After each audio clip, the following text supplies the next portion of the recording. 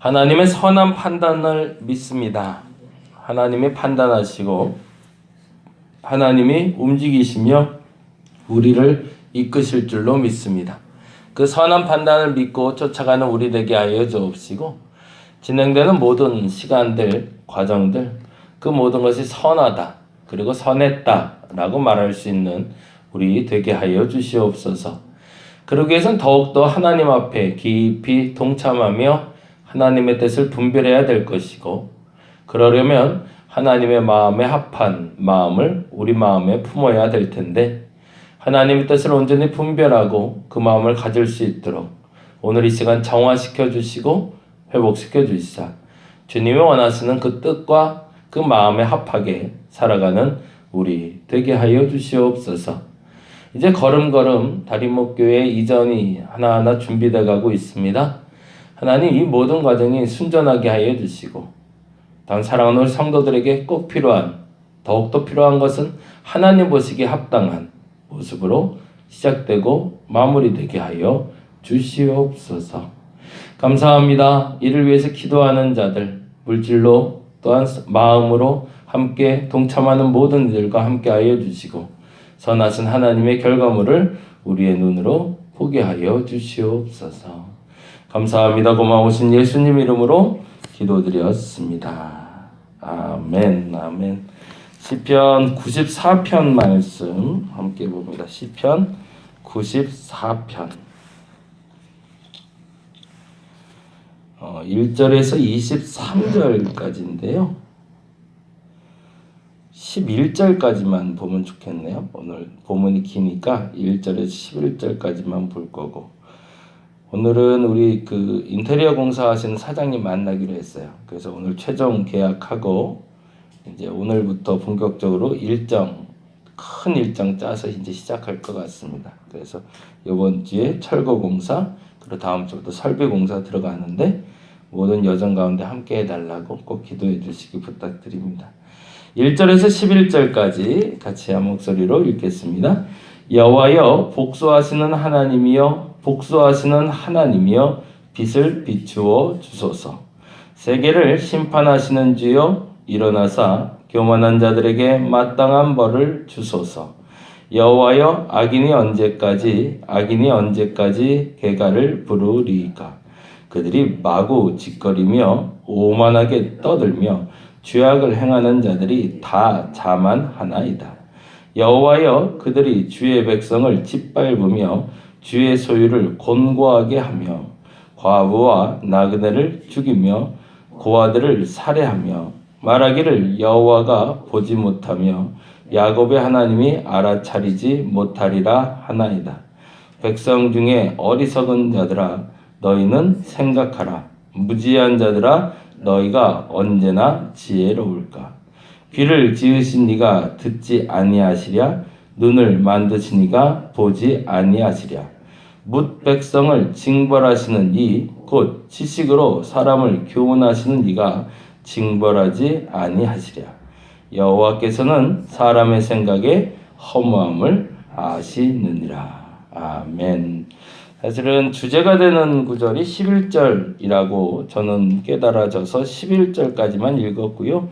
그 다음부터는 사실은 1절에서 11절까지는 징계하시는 하나님에 대한 이야기라면 12절부터는 복 주시는 하나님에 대한 이야기예요. 그래서 하나님에 대해서 크게 두 가지로 악에 대해서는 복수해 주시고 징벌해 주시고 하나님을 믿는 이에게는 복을 주시는 하나님에 대해서 이야기하고 있는데 사실은 시편 94편은 다른 시편하고 달리 이렇게 보시면 앞에 표제어라는 것이 없어요. 지금 93편도 그랬고 94편도 그렇고 95편, 96편 계속 그렇게 나오는데 지금까지는 뭐 다윗의 시라던가 누구의 시 이렇게 나왔었잖아요. 근데 그런 표제어가 없는 독특한 시 중에 하나고요. 다른 말로 말하면 저자가 누군지 모르고 시대적인 배경을 모른다는 거죠. 그리고 저자가 모르고 시대적 배경을 모른다는 건 어떤 사건이 배경이 돼서 이 시가 기록되는지 우리가 알지 못하는 것도 좀 아쉬움으로 남긴 하지만 그러나 중요한 것은 사실은 매우 보편적인 시라는 거죠. 더 정확히 말하자면 어떤 상황에도 적용할 수 있는 시가 바로 시편 94편이라는 겁니다. 시편 94편에서는 하나님에 대한 정의가 크게 10가지가 나오는데요. 첫 번째 1절에는 이렇게 기록하고 있죠. 1절 한번 같이 볼게요. 첫째, 여호와여 복수하시는 하나님이여 복수하시는 하나님이여 빛을 비추어 주소서. 첫째, 우리의 하나님은 어떤 분이다? 복수해 주시는 하나님이다 라는 겁니다.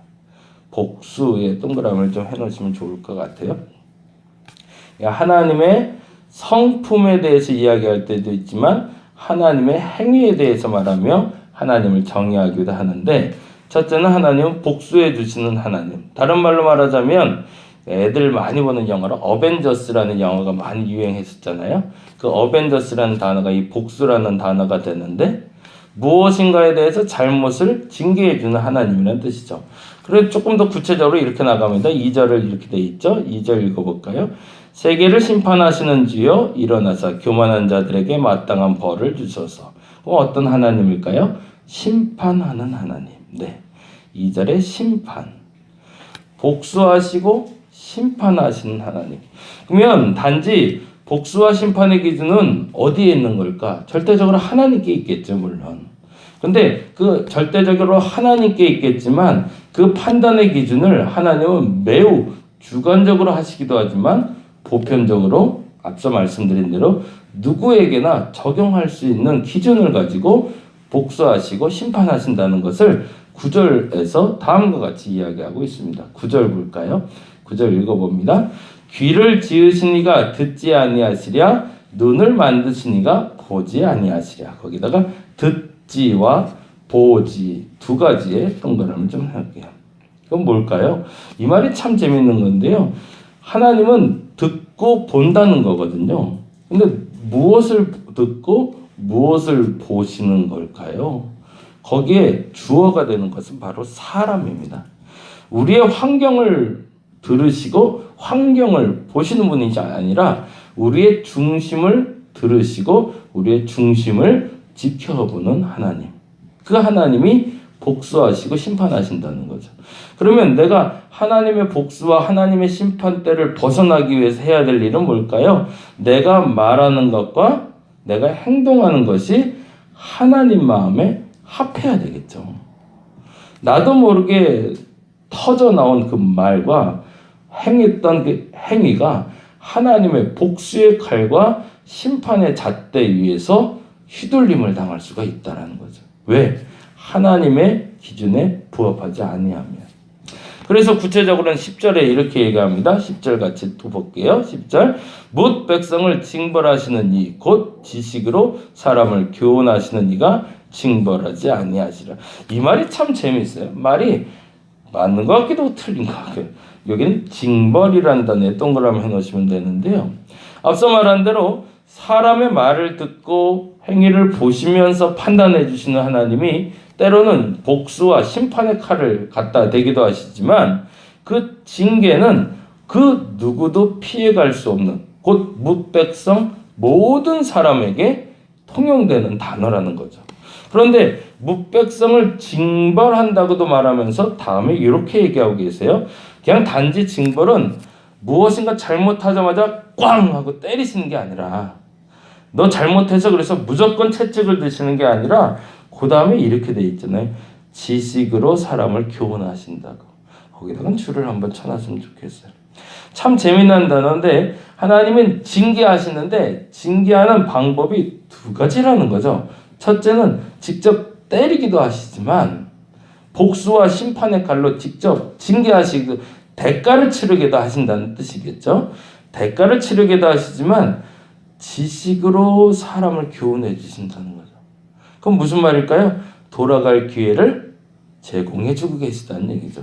하나님은 우리에게 복수와 심판의 하나님으로만 죄에 대한 대가를 물으시는 하나님으로만 존재하시는 분이 아니라 그 죄에 대한 대가를 치르기 전에 그 죄를 깨닫고 그 지식으로 말미암아 돌아설 수 있는 길도 열어주시는 분. 그래서 그 다음 표현은 이렇게 되는 거죠. 징벌을 받으며 12절에 보니 이렇게 되어 있잖아요. 12절 읽어봅니다. 여호와여 주로부터 징벌을 받으며 그 다음에 뭐 있죠? 주의 법으로 교훈하심을 받는 자가 뭐가 있대요? 복이 있대요. 이상하죠. 벌을 받고 있는데 뭐라는 거예요? 그게 복되다라는 거죠. 이게 하나님의 반어법입니다. 심판하고 계신데 매를 맞고 있는데 너 복 받았다 하나님한테 벌 받는 거 보니 이 이야기를 듣고 있는 거죠. 이게 얼마나 감사한 건지를 깨달을 수 있는 사람은 진짜 신앙생활이 됩니다. 우리는 하나님께 복 받는다고 얘기하면 그 복은 항상 내게 뭐 좋은 것, 행복한 것들로 결과가 채워지는 걸 얘기하는데 지금 시편의 기자는 그렇게 얘기하는 것이 아니라 하나님 앞에서 내가 죄를 지었을 때 그것을 하나님이 보시고 징계해 주시면 그리고 그걸 깨닫게 해주시면 그 자체가 복이라고 이야기하고 있는 겁니다. 이게 얼마나 큰 복인지를 알 수 있는 우리가 되었으면 좋겠습니다. 그리스도인으로 살면서 가장 행복한 것은 내가 잘못하고 있을 때 잘못했다고 말해줄 수 있는 사람이 있는 존재입니다. 우리는 그래서 행복하다고 말할 수 있어야 됩니다. 그냥 잘한다 칭찬하는 사람들만 모여있는 공동체라면 그 공동체는 진짜가 아닐 겁니다. 그런데 하나님이 나를 징계하셔서 나를 꾸짖으시고 나를 누르시고 또 회복을 위해서 교훈하여 깨닫게 하시는 것이 진짜 복임을 아는 사람들, 그 사람들이 진정한 하나님의 사람들이라는 거죠. 그럼 그 다음엔 어떻게 될까요? 그 다음에 14절에 보니 이렇게 되어 있습니다. 14절 볼까요? 여호와께서는 자기 백성을 버리지 아니하시며 자기의 소유를 외면하지 아니하신대. 거기에 자기라는 단어에 동그라미를 해놓죠. 결국에는 그렇게 해서 지켜가는 그 사람들은 하나님의 백성이 된다는 겁니다. 그 이후로는 이제 그들에게는 복이 있을 거라는 거죠. 그러면 그들은 벌이 없다는 얘기일까요? 대가가 없다는 얘기일까요? 아니요. 대가도 있고 벌도 받는다는 얘기입니다. 그런데 그 벌조차 복인 줄 아는 사람들은 하나님의 백성을 알고 하나님이 지켜주시기 시작하신다는 거죠. 그래서 심지어 22절에 이렇게 얘기하십니다. 22절 그들이 모여 의인의 영혼을 치료하여 22절 여호와는 나의 요새시요 나의 하나님은 내가 피할 반석이라고 표현하고 있습니다. 여기에 중요한 단어는 나의 그리고 내가라는 단어입니다. 그 하나님이 나의 하나님이 되고 그 하나님 앞에 내가 반석을 찾아갈 수 있는 존재가 된다는 거죠. 그럼 뭐죠? 하나님과 관계가 회복됐고 형성됐다는 걸 얘기하죠. 그런 얘기는 이런 일이 있답니다. 23절이죠.